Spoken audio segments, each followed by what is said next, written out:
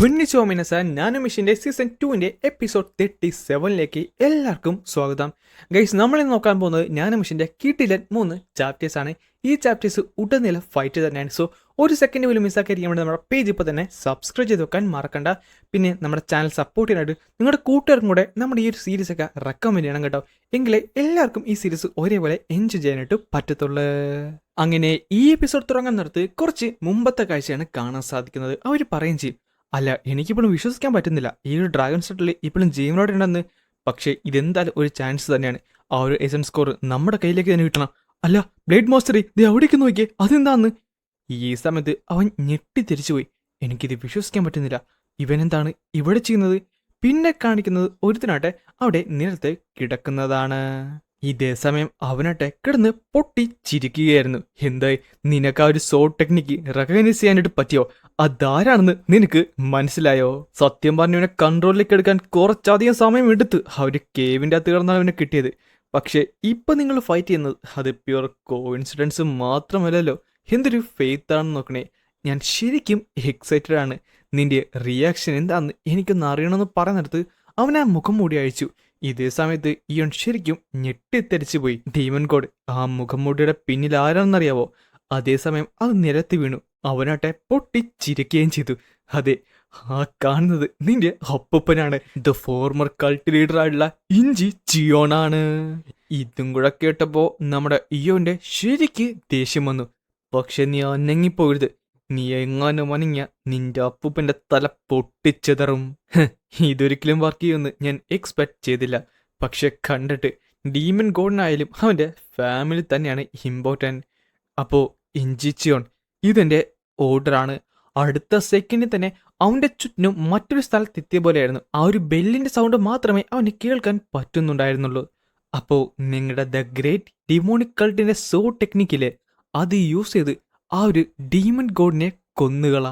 അല്ലല്ല, നിന്റെ പേരക്കുട്ടീനെ കൊന്നുകളാ. അടുത്ത സെക്കൻഡ് അവന് ദേഷ്യം വരികയെ ഇയോന്റെ നേരെ അവൻ പാഞ്ഞ് അടുക്കുകയും ചെയ്തു.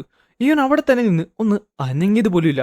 അത് തന്നെ, ചാഗ്, നീ ചാകെന്ന് പറഞ്ഞപ്പോ അടുത്ത സെക്കൻഡ് ഇയോൺ നേരെ അവിടുന്ന് മാഞ്ഞ് അവന്റെ തൊട്ട് പുറകിൽ പ്രത്യക്ഷപ്പെട്ടു. എന്നിട്ട് അവന്റെ കൈ പിടിച്ച് തിരിച്ച് അവന്റെ അപ്പൂപ്പന്റെ തല പിടിച്ച് നേരെ നിലത്തേക്ക് കുത്തി. നീ എന്താണ് കാണിക്കുന്നത്? നീ നിന്റെ അപ്പൂപ്പനെ കൊല്ലാൻ നോക്കുകയാണോ? എന്നാൽ ആ സമയത്ത് ഇയോൺ ആ ബ്ലേഡ് കൺട്രോൾ ചെയ്തുകൊണ്ട് ഒരു അറ്റാക്ക് അങ്ങോട്ട് ചെയ്തു. അവന് റിയാക്ട് ചെയ്യാനുള്ള സമയം പോലും കിട്ടില്ല. അവന്റെ ഒരു കാത് ഇവൻ അങ്ങോട്ട് അറുത്ത് കളഞ്ഞു. ആ സമയത്ത് വേദന കൊണ്ട് കാറിയപ്പോൾ ഇവൻ പെട്ടെന്ന് ഇലക്ട്രിസിറ്റി യൂസ് ചെയ്യുന്നുണ്ട്. ഇത് നിന്റെ അവസാനത്തെ ചാൻസ് ആണ്. ഇനി ഞാനൊന്നും പറയത്തില്ല. നമ്മുടെ കുറച്ച് പേര്, അതായത് നമ്മുടെ സുപ്രീം സേവറിലെ കുറച്ച് പേര് അവനെ അറ്റാക്ക് ചെയ്യാനായിട്ട് അവിടേക്ക് വരുന്നുണ്ട്.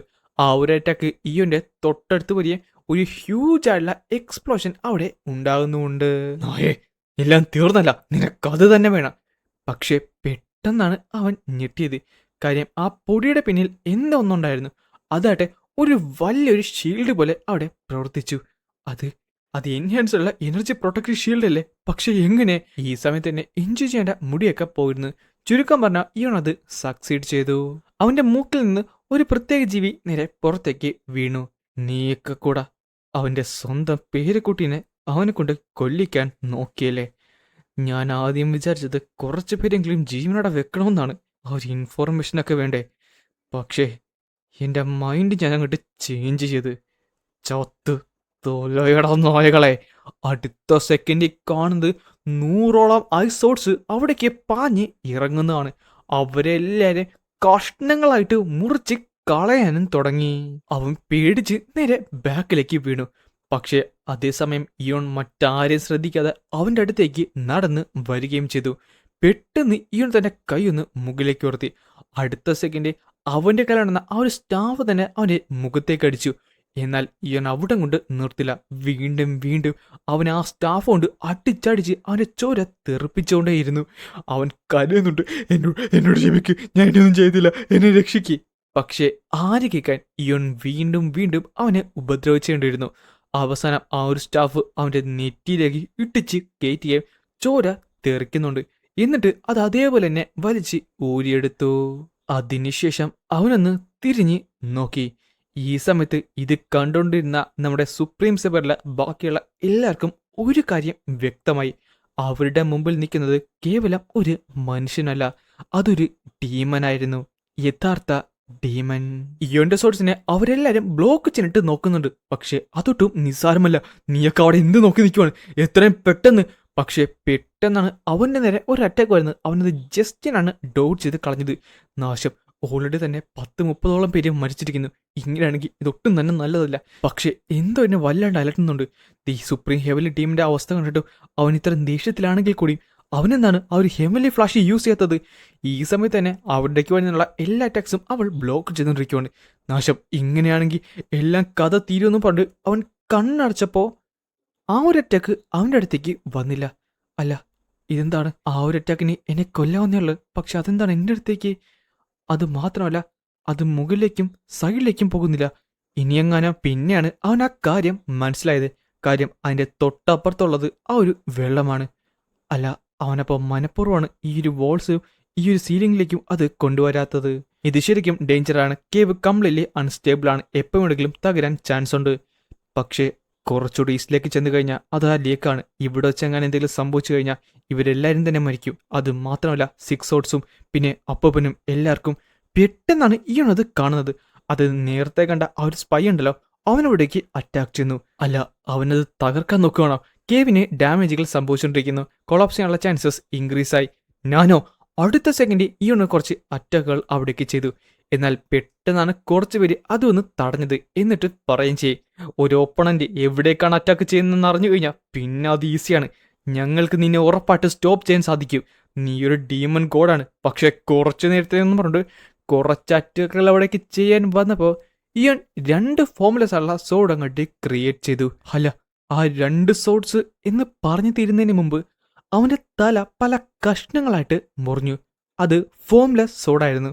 അവന്റെ ശരീരഭാഗങ്ങൾ ഡൈസിന്റെ പരുവത്തിൽ പല കഷ്ണങ്ങളായിട്ട് ഇയോൺ ചിയോൺ അറുത്ത് മാറ്റി.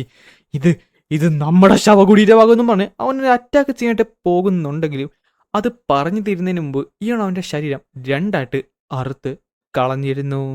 നമ്മുടെയല്ല, നിന്റെ. ഇതേ സമയത്താണ് മറ്റവൻ ഉച്ചത്തിൽ കിടന്ന് അലറിയത്. എന്നിട്ട് അവൻ ആ ബോൾ നോക്കി ഒരു വലിയൊരു അറ്റാക്ക് ചെയ്യുകയും അതുമൂലം തന്നെ ആ ഒരു വെള്ളമൊക്കെ പുറത്തേക്ക് വരാനും തുടങ്ങി. ഇയോണാട്ടെ ഇത് ശ്രദ്ധിക്കുകയും ചെയ്തു. ഡീമൺ ഗോഡ്, എല്ലാം അവസാനിച്ചിരിക്കുന്നു. ഇവിടെ വെച്ച് എല്ലാം അവസാനിച്ചിരിക്കുന്നു. നമുക്ക് ഒരുമിച്ച് മുങ്ങിച്ചാകാം. ഇനി നിനക്കൊന്നും ചെയ്യാൻ പറ്റില്ല എന്ന് പറയുന്നതിന് മുമ്പ് മുകളിൽ നിന്ന് ഒരു വലിയ കഷ്ണം കല്ല് അവന്റെ തലയിൽ വന്ന് വീണ് അവൻ ചെതറി അവിടെ മരിക്കുകയാണ്. ഈ സമയത്ത് ഞാനോ പറയും ചെയ്യും, കേവ് അതിന്റെ ലിമിറ്റിലേക്ക് എത്തിയിരിക്കുന്നു. പിന്നെ കാണുന്നത് മുകളിൽ നിന്ന് ആ കല്ലും വെള്ളവും നിലത്തേക്ക് വരുന്നതാണ്. ഇതേ സമയത്ത് ഡീമൻ ലോഡെന്ന് വിളിച്ചുകൊണ്ട് അവിടേക്ക് അവർ ഓടി വരുന്നുണ്ടായിരുന്നു. ഡീമൻ ലോഡ്, താങ്കൾ ഓക്കെ അല്ലെന്ന് പറഞ്ഞ് അവരവിടേക്ക് വന്നപ്പോൾ കണ്ട കാഴ്ച ഇയോൺ ചിയോൺ അവന്റെ ക്യൂഐ യൂസ് ചെയ്യുന്നതാണ്. അത് മാത്രമല്ല, അത് യൂസ് ചെയ്ത് ആ കേവ് കംപ്ലീറ്റ്ലി അങ്ങോട്ട് ഫ്രോസൺ ചെയ്തു. ആരും തന്നെ അടുത്തേക്ക് വരില്ലേ. ഈ കേവ് ഇപ്പോൾ കൊളാപ്സ് ചെയ്യാൻ ചാൻസ് വളരെ കൂടുതലാണ്. പെട്ടെന്ന് തന്നെ ആ സ്ഥലം കിടന്ന് കുലുങ്ങി. ഹ്യൂബോങ്, അവിടെ വയസ്സായ ഒരാളുണ്ട്. അവന്റെ ശരീരത്ത് ഐസോഡ്സ് ഒന്നുമില്ല. നീ അവനെ പോയി രക്ഷിക്കണം. അത് നമ്മുടെ ഫോർമറായുള്ള സുപ്രീം ഹെവൻലി ഡീമനാണ്. അദ്ദേഹത്തിന്റെ കാര്യം നീ വേണം നോക്കാനായിട്ട്. അല്ല ഡീമലോട്, താങ്കളോ? നിങ്ങൾ പുറത്തേക്ക് ചെല്ലൂ. നിങ്ങളിവിടെ നിൽക്കുമ്പോൾ എനിക്കൊന്നും ചെയ്യാൻ പറ്റത്തില്ലല്ലോ. അല്ല ഡീമലോഡ്, അദ്ദേഹം പറഞ്ഞ ശരി തന്നെയാണ്. നമ്മളോട് നിന്ന് കഴിഞ്ഞാൽ കാര്യങ്ങൾ വഷളാകത്തുള്ളൂ. ഡീമലോഡ്, ഞങ്ങൾ ഇറങ്ങിയ ഉടനെ തന്നെ താങ്കൾ അവിടേക്ക് വരണം കേട്ടോ. ഞാൻ പറഞ്ഞത് മനസ്സിലാക്കിയോ? ഡീമലോഡ്, താങ്കൾ വരണം. ഈ സമയത്ത് ഇയോണട്ടെ അവളെ നോക്കി ഒന്ന് ചിരിച്ച് തലയാട്ടുന്നുണ്ട്. എന്നിട്ട് അവരെല്ലാവരും അവിടുന്ന് പോവുകയും ചെയ്തു. അപ്പൊ പിന്നെ ഇനി മറ്റാർക്കും എന്റെ വട്ടം വരാൻ സാധിക്കത്തില്ല. അതിനുശേഷം ഞാൻ അവിടെ ഉണ്ടായിരുന്ന കംപ്ലീറ്റ് പ്ലേസും ഫ്രോസൺ ചെയ്ത് കളഞ്ഞു. ഞാനോ ഈ ഒരു വാട്ടർ പ്രഷർ എത്ര നേരത്തേക്ക് ഇതിന് താങ്ങാൻ സാധിക്കും? ടെക്നിക്കൽ പരമായിട്ട് നോക്കിക്കഴിഞ്ഞാൽ 15 മിനിറ്റ് മാത്രമായിരിക്കും ഇതിന്റെ ലിമിറ്റ്. അത് കഴിയാൻ നേരത്ത് ഇത് ബ്രേക്ക് ആവുന്നതാണ്. അത്രയുണ്ടല്ലേ, അത് ധാരാളം. എനിക്ക് 10 മിനിറ്റ് മതി എന്ന് പറഞ്ഞിട്ട് ഇയോൺ നേരെ ആ ഒരു ഡ്രാഗൺ സ്റ്റൈലിന്റെ നേരെ അടുത്തേക്ക് ചെന്നു. അപ്പോൾ ഇതിന്റെ താഴെയാണല്ലേ ആ ഒരു എസൻസ് സ്കോർ ഉള്ളത്. പക്ഷെ ആ ഒരു കാഴ്ച അവനെ ഞെട്ടിച്ചു കളഞ്ഞു. കാര്യം പെട്ടെന്നായിരുന്നു ഒരു സാധനം നേരെ മുകളിലേക്ക് പറന്നുയർന്നത്. അതിന്റെ എനർജി അവനെ ഒന്ന് ഞെട്ടിച്ചു. പെയിൽ ഫേസ്, ഷാർപ്പായുള്ള കണ്ണുകൾ. അപ്പൊ പിന്നെ നീ ആയിരിക്കുമല്ലേ ദ ഡീമൻ ഗോഡെന്ന് വിളിച്ചോണ്ട് ഒരുത്തൻ നേരെ മുകളിലേക്ക് ഉയർന്നിരുന്നു. മാസക്കർ ബ്രേഡിന്റെ സെക്ട് ലീഡറായുള്ള സാങ് ഡാൽ. സത്യം പറഞ്ഞാൽ അവൻ 1 ഓഫ് ദി 6 ഹൈങ് റാങ്ക് സ്റ്റേറ്റിലെ ഒരാളാണ്. അത് മാത്രമല്ല, ബ്ലേഡ് മാസ്റ്ററിന്റെ കൂടെ നിൽക്കാൻ ആകെപ്പാട് അർഹതയുള്ള കുറച്ചു പേരിൽ ഒരാളാണ് ഇവൻ. കാര്യം അതവന്റെ ലോയൽറ്റിയാണ്. പക്ഷേ ആർക്കും തന്നെ അറിയാതെ ഇവൻ ബ്ലേഡ് മാസ്റ്ററിനോട് വരെ മറച്ചു വെച്ച ഒരു സീക്രറ്റ് അവൻ്റെ ഉള്ളിലുണ്ട്. അത് അവൻ്റെ ഒരു അംബീഷനാണ്. അവന്റെ മാസ്റ്ററിനെ തന്നെ സർപാസ് ചെയ്യണമെന്നുള്ള ഒരു അംബീഷൻ. അവൻ ഡ്രാഗൺ സ്റ്റൈലിനെ എൻകൗണ്ടർ ചെയ്ത സമയത്ത് അവൻ ഉറപ്പായിരുന്നു അത് മരിക്കാറായെന്ന്. അല്ല, ഡീമൺ ഗോഡ് എന്തായാലും ഒരു മനുഷ്യനല്ല. എന്നാൽ ഈ ഒരു പവേഴ്സ് കിട്ടിക്കഴിഞ്ഞാൽ ഡീമൺ ഗോഡായുള്ള ഇയോൺസിയുടെ പവേഴ്സ് അവന് ശരിക്കും ഗ്രീഡിലേക്ക് നയിച്ചു. അല്ല, താങ്കൾ എന്താണ് പറയുന്നത്? ഇതിനകത്ത് വെക്കണ്ടെന്നാണോ?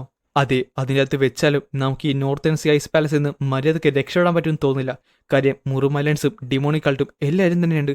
പക്ഷേ ബ്ലേഡ് മാസ്റ്റർ പറഞ്ഞത് ഇത് കിട്ടിയില്ലെങ്കിൽ ആ സമയത്താണ് അവൻ എൻ്റെ തനി സ്വരൂപം പുറത്തേക്ക് എടുത്തത്. പക്ഷേ ഇത് കൺസ്യൂം ചെയ്ത് കഴിഞ്ഞാൽ ആർക്കും എടുക്കാൻ പറ്റത്തില്ലല്ലോ. അതുകൊണ്ട് ഇത് ഞാൻ കൺസ്യൂം ചെയ്തോളാന്ന് പറഞ്ഞിട്ട് അവന്റെ ഹിഡനുള്ള അംബീഷൻ അദ്ദേഹം പുറത്തേക്ക് കാണിച്ചു. എന്നിട്ട് സാങ് പറയുകയും ചെയ്യും, നീ വന്നത് കൃത്യം സമയത്ത് തന്നെയാണ്. കാര്യം എന്റെ ശരീരത്തിലെ ഈ ഒരു എനർജി എനിക്കൊന്ന് ട്രൈ ഔട്ട് ചെയ്യണമെന്നുണ്ടായിരുന്നു. ഞാൻ ശരിക്കും റൈറ്റ് ഉള്ള ഒരു ചോയ്സ് തന്നെയാണ് എടുത്തത്. എൻ്റെ ശരീരത്തുള്ള ഇന്റേണൽ എനർജി എന്ന് പറയുന്നത് അത് ശരിക്കും കൂടുതലാണ്. ലൈറ്റ്നിങ് എലമെന്റിന്റെ ട്രൂ ക്യൂവെ എൻ്റെ ശരീരം മുഴുവൻ തന്നെ കത്തി ജ്വലിപ്പിച്ചുകൊണ്ടിരിക്കുവാണ്. പക്ഷേ ഒന്നോർത്ത് കഴിഞ്ഞാൽ ഞാൻ ഡിസപ്പോയിന്റഡ് ആണ്. കാര്യം ആ ഒരു എസൻസ് സ്കോറിന്റെ 10ൽ 2% മാത്രമേ എനിക്ക് അബ്സോർവ് ചെയ്യാനായിട്ട് സാധിച്ചുള്ളൂ. എങ്കിലും കുഴപ്പമില്ല, അധികം ഗ്രീഡി ആകണ്ട. എങ്ങനെ ഗ്രീഡി ആയിരുന്നെങ്കിൽ ഞാൻ മരിച്ചെന്നൊന്ന് പറഞ്ഞ അടുത്ത സെക്കൻഡ് ഇവൻ അവിടേക്ക് വന്ന് ഒരു അറ്റാക്ക് അങ്ങോട്ട് ചെയ്ത് കഴിഞ്ഞു. ഇത് ശരിക്കും സർപ്രൈസിങ് ആണ്. നീ എൻ്റെ ട്രൂ ക്യൂയുടെ ആ ഒരു ബ്ലേഡുമായിട്ട് പിടിച്ച് നിപ്പോണ്ടല്ലേ. ഈ ഒരു ഫോംലെസ് ഉള്ള ബ്ലേഡ് എൻ്റെ ലൈറ്റ്നിങ് ക്യൂയെ കൊണ്ട് ക്രിയേറ്റ് ചെയ്തതാണ്. ഫോംലെസ് അല്ല ബ്ലേഡ്, അതും ലൈറ്റ്നിങ് ക്യൂയെ കൊണ്ട്. അതിന് പുറമെ അവൻ്റെ ഉള്ളിൽ നിന്ന് ആ ഒരു ഡ്രാഗൺ സ്റ്റൈലിന്റെ സ്പിരിറ്റ് എനിക്ക് സെൻസ് ചെയ്യാൻ സാധിക്കുന്നുണ്ട്. അവൻ അത് അബ്സോർബ് ഫെയിൽ ചെയ്തിട്ടുണ്ട്. പക്ഷെ അവൻ ശരിക്കും സ്ട്രോങ്ങർ ആണ്. ഇത് ആ ഫയർ കിറിനെ പോലെയല്ല. മേ ബി ഇത് ഫ്രഷ്ലി മരിച്ചതുകൊണ്ടായിരിക്കുമോ? ഡീമൺ കോഡ്, നീ ശരിക്കും ടെറിബിൾ ഉള്ള ഒരു സിറ്റുവേഷനാണോ ഉള്ളത്. നിനക്കൊരു കാര്യം അറിയാവോ? ഈക്വലുള്ള മാർഷൽ ആർട്സ് തമ്മിൽ ഫൈറ്റ് ചെയ്ത് കഴിഞ്ഞാൽ അവിടെ ഡിഫറൻസ് ആയിട്ട് വരുന്നത് ഒരേ ഒരു കാര്യമാണ്, അത് സ്പീഡാണെന്ന് പറഞ്ഞിട്ട് അവൻ പെട്ടെന്ന് ലൈറ്റ്നിങ്ങിന്റെ ഫോംലെസ് ബ്ലേഡ് യൂസ് ചെയ്ത് ഒരു അറ്റാക്ക് ചെയ്യാനായിട്ട് ഇവന്റെ തൊട്ട് പുറകിലേക്ക് ചെന്നു. പക്ഷേ അപ്പോഴേക്കും ഇവൻ അത് കൗണ്ടർ ചെയ്തു. അല്ല, അവന്റെ സ്പീഡിന്റെ ഒപ്പം തന്നെ പിടിച്ചു. അത് മാത്രമല്ല, അവൻ എങ്ങനെയാണ് ഇത് അറിയാവുന്നത്? പിന്നെ കാണുന്നത് 2 കിടിലൻ ക്ലാഷ് ആണ്. ഇവൻ എങ്ങനെയാണ് സുപ്രീം സേബർ ഡിവൈൻ മാർഷൽ ആർട്സിന്റെ ബ്ലേഡ് ടെക്നിക്സ് അറിയാമെന്ന് പറഞ്ഞിട്ട് അവർ രണ്ടുപേരും ഫൈറ്റ് അങ്ങനെ കട്ടയ്ക്ക് നിപ്പോണ്ട്. പെട്ടെന്നാണ് 2 അറ്റാക്ക് ചെയ്ത് അവർ നേരെ ബാക്കിലേക്ക് മാറിയത്. നാശം, അത് വർക്ക് ചെയ്യുന്നില്ല. എനിക്ക് എൻ്റെ സീക്രട്ട് ടെക്നിക്ക് യൂസ് ചെയ്യേണ്ടതായിട്ടുണ്ട്. അടുത്ത സെക്കൻഡ് ഇവൻ തന്റെ അടുത്ത സോഡും അങ്ങോട്ട് ക്രിയേറ്റ് ചെയ്തു. ഈ ഒരു ഫോംലെസ് ബ്ലേഡിനെ വിറ്റ്സ്റ്റാൻഡ് ചെയ്യാനായിട്ട് 2 ടെക്നിക്കിന് മാത്രമേ പറ്റത്തുള്ളൂ. അതിലൊന്ന് സുപ്രീം സേവറിന്റെ ഡിവൈൻ മാർഷൽ ആർട്ടാണ്, രണ്ടാമത് ഹെവൻലി ഡിമൻ സോഡ് ആർട്ടാണ്. പക്ഷേ ആ ഒരു ഷോക്ക് വേവ് കാരണം എനിക്ക് ഒരെണ്ണം മാത്രമേ പ്രോപ്പർലി യൂസ് ചെയ്യാനും പറ്റത്തുള്ളൂ. അതിനുശേഷം അവന്റെ വലത്തെ കൈയിലേക്ക് ആ ഒരു ഫ്ലെയിം സോഡും ഇടത്തെ കൈയിലേക്ക് ബ്ലാക്ക് ഐസ് സോഡും ക്രിയേറ്റ് ചെയ്തു. ഇംപ്രസീവ് ആയിട്ടുണ്ട് 2 മൂവ്സ്, അതും ഒരു രീതിയിൽ. പിന്നെ കാണുന്നത് ഇയോൺ ചേൺ തന്റെ വലത്തെ കയ്യിൽ ഹെവൻലി ഡീമൺ സോഡായിട്ടും ഇടത്തെ കയ്യിൽ ഡിവൈൻ മാർഷൽ ആർട്സും, അതായത് സുപ്രീം സെവന്റെ ഡിവൈൻ മാർഷൽ ആർട്സും അങ്ങോട്ട് യൂസ് ചെയ്തു. പക്ഷേ ഈ ഡബിൾ സോഡിന് ഒരു വീക്ക്നെസ് ഉണ്ട്. പിന്നെ കാണിക്കുന്നത് അവൻ അതിനെ കൗണ്ടർ ചെയ്യുന്നതാണ്. ഇയോൺ ചെയ്ത എല്ലാ അറ്റാക്കിനെ അവൻ കൗണ്ടർ ചെയ്യാനായിട്ട് തുടങ്ങി. ഇവൻ എങ്ങനെയാണ് ഇത് ബ്രേക്ക് ചെയ്യുന്നത്? അതേസമയം ആ ഒരു അറ്റാക്ക് ചെയ്തുകൊണ്ട് ഇയോനെ അവൻ ബാക്കിലേക്ക് പുഷ് ചെയ്യുന്നുണ്ട്. ഡീമൺ കോഡ്, നിന്റെ അറ്റാക്ക് നല്ലതാണ്, പക്ഷെ പറഞ്ഞിട്ട് കാര്യമില്ല. ഓൾറെഡി അദ്ദേഹം ഈ ഹെവൻലി ഡീമൺ സോഡ് ടെക്നിക്കിനെ കൗണ്ടർ ചെയ്യേണ്ടത് എങ്ങനെയാണെന്ന് മനസ്സിലാക്കി കഴിഞ്ഞിരിക്കുന്നു. അല്ല, ഇത് ഫോർമർ സുപ്രീം ഹെവൻലി ഡീമൺ ഉള്ള കാരണമാണോ? പക്ഷേ അദ്ദേഹത്തിന് ആ ഒരു സർക്കുലേഷൻ ടെക്നിക്ക് അറിയാത്തതുകൊണ്ട് ഇതൊന്നും ചെയ്യാൻ. എങ്കിലും അവരിപ്പോൾ ഫോക്കസ് ഉള്ളത് അതിനെ കൗണ്ടർ ചെയ്യാനായിട്ടാണ്. ഇതേ സമയം അവരുടെ ഫോർമുലസോട് തമ്മിൽ കൂട്ടി മുട്ടുന്നുണ്ട്. അതായിട്ട് വലിയൊരു ഷോക്ക് വേവ് ക്രിയേറ്റ് ചെയ്ത് രണ്ടുപേരും ബാക്കിലേക്ക് പോയി. പക്ഷേ അവനാട്ടെ സാങ്ങാട്ടെ പൊട്ടി ചിരിക്കുകയായിരുന്നു. നിനക്ക് മനസ്സിലായി കാണുമല്ലോ, നിനക്കൊന്നും തന്നെ ചെയ്യാൻ സാധിക്കത്തില്ല. നീ എന്ത് ചെയ്താലും എനിക്ക് കൗണ്ടർ ചെയ്യാനായിട്ട് പറ്റും. നിന്റെ ഹെവൻലി ഫ്ലാഷ് ഇവിടെ നിനക്ക് യൂസും ചെയ്യാൻ പറ്റത്തില്ല. അല്ല, ഇനി അത് യൂസ് ചെയ്താലും എനിക്കത് കൗണ്ടർ ചെയ്യാൻ പറ്റും. ഡീമൺ കോഡ്, ഇത് നിന്റെ ശവ കുടീരവാടിക്കൊന്നും പറഞ്ഞിട്ട് പെട്ടെന്ന് ചാടി ഇവന്റെ കഴുത്തിനൊരു അറ്റാക്ക് ചെന്നിട്ട് വന്നു. ആ സമയത്താണ് ഇവൻ പറഞ്ഞത്, എന്ത്, നിനക്കെന്റെ മൂവ്സ് കൗണ്ടർ ചെയ്യാൻ പറ്റുമെന്നോ? പെട്ടെന്നായിരുന്നു അവൻ 5 എണ്ണമായിട്ട് മാറിയത്. അത് കണ്ടപ്പോ സാങ് ഒന്ന് ഞെട്ടി. അല്ല, ഓരോ ഇല്യൂഷനും ഓരോരുത്തരുടെ ടെക്നിക്കാണല്ലോ യൂസ് ചെയ്യുന്നത്. നീ എന്താണ് ചെയ്യുന്നത്? നീ എന്ത് ചെയ്താലും എനിക്ക് കൗണ്ടർ ചെയ്യാൻ പറ്റുന്നതുകൊണ്ട് അവൻ അത് അറ്റാക്ക് ചെയ്യുന്നുണ്ട്. പക്ഷെ ഇവൻ ഒട്ടും തന്നെ ഹോൾഡ് ബാക്ക് ചെയ്യുന്നില്ല. അല്ല, ആ ഒരു ലാസ്റ്റ് റിമൈനിങ് ഉള്ള ഇല്യൂഷൻ പെട്ടെന്നാണ് ഇവൻ അവിടുന്ന് പാഞ്ഞ് അവന്റെ തൊട്ടടുത്തേക്ക് ചെന്നത്. അവന്റെ വേഗത ശരിക്കും കൂട്ടിരിക്കുന്നു. പക്ഷെ പെട്ടെന്ന് അതേസമയം അവന്റെ ഷോൾഡറിലേക്ക് ഇവൻ ആദ്യത്തെ അറ്റാക്ക് കുത്തി കയറ്റി. അവൻ കൗണ്ടർ ചെയ്യുന്നുണ്ടെങ്കിലും ഇവനത് ഡോഡ് ചെയ്തു. അവനിപ്പോ വാനിഷ് ആയി പോയി. അതിനർത്ഥം ഞാൻ സ്ലോവർ ആണെന്നാണോ? അല്ല, അവൻ എന്തേന്ന് പറഞ്ഞ് തപ്പി നടന്ന സമയത്ത് ഇവൻ അവന്റെ തൊട്ട് പുറകിൽ പ്രത്യക്ഷപ്പെട്ടു. എന്നാൽ ചെയ്യുന്ന അറ്റാക്കിനെ സാങ് വീണ്ടും ബ്ലോക്ക് ചെയ്തു. ശരിയാണ്, അവനിപ്പോ യൂസ് ചെയ്യുന്നത് ബേസിക് ഉള്ള ഹെവിലി ഡിമൺ സോഡാട്ടാണ്. എനിക്കത് നേരത്തെ പോലെ കൗണ്ടർ ചെയ്താൽ മാത്രം മതി എന്ന് പറയുന്നതിന് മുമ്പ് ഒരു അറ്റാക്ക് അവന്റെ ശരീരത്ത് വന്ന് വീണു. എങ്ങനെയാണ് ഞാനത് ബ്ലോക്ക് ചെയ്തതല്ലേ? അടുത്ത സെക്കൻഡ് അവന്റെ കാലിലേക്കും ആ ഒരു അറ്റാക്ക് വന്ന് വീണു. ഇയോൺ ചെയ്യുന്ന ഓരോ അറ്റാക്കും സക്സസ്ഫുള്ളി സാങ്ങിന്റെ മേത്ത് വന്ന് പതിക്കാനായിട്ട് തുടങ്ങി. അല്ല, ഇങ്ങനത്തെ മൂമെന്റ്സ് പോസിബിൾ ആണെന്ന് സുപ്രീം സെവന്റെ ഡിവൈൻ മാർഷൽ ആർട്സ് കൊണ്ടല്ലേ? ഈ ഒരു ടീമും കൂടെ ഈ ഒരു നായ അവൻ ആ ഒരു സുപ്രീം സേവറും ഹെവലി ഡീമൻ സോറാട്ടും കൂടെ ഒരുമിച്ച് കമ്പൈൻ ചെയ്യുകയാണ്. നിന്റെ ഇഞ്ചുറീസ് ഹീൽ ചെയ്യുന്നത് അത് ശരിക്കും ഫാസ്റ്റാണ്. കിറിന്റെ എസൻസ് സ്കോർ വെച്ച് നോക്കാൻ നേരത്ത് ശരിക്കും അടിപൊളിയാണ്. അപ്പോൾ ഇതൊന്ന് ട്രൈ ചെയ്താലോ? അടുത്ത സെക്കൻഡ് നമ്മൾ കാണുന്നത് സാങ്ങിന്റെ ഒരു കൈ അറുത്ത് കളഞ്ഞതാണ്. ഇയോൺ നിസ്സാരമായി തന്നെ അവൻ്റെ ഒരു കൈ മുറിച്ച് മാറ്റിയിരുന്നു. അപ്പോൾ ഒരു കൈയുടെ കാര്യം തീരുമാനമായി. ഇനി മറ്റൊരെണ്ണം കൂടി. ആൻഡ് അതും പറഞ്ഞുകൊണ്ടാണ് ഈ ഒരു എപ്പിസോഡ് ഞാനിവിടെ അവസാനിപ്പിക്കുന്നത്.